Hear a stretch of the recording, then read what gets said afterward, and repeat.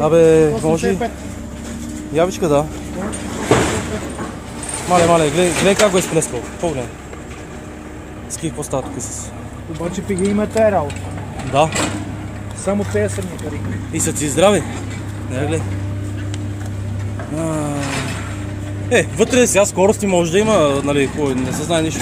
Обаче той е паднал някакси. Рибените опашки, тази рибена опашка, виж. Виждам, той е скъсал всичко, гледай.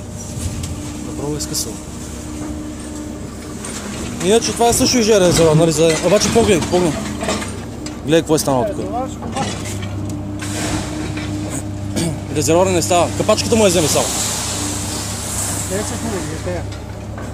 Държачите ли? Скъсани са, човек, скъсани са. Няма как ги фанеш, ще съм скъсано това шпилката долу. Искаш да го махнеш ли? Нагоре само, нагоре. Тук трябва да излезе. Не, тук не излезе. Тук трябва едно желязо да напълнем. Добре. Рибените опашки сплескани са, какво така? За жал са сплескани. Дай да разгледаме за още мотори. Само внимай, гледай горе. Гледай горе, внимай. Нека е желязо да намерим.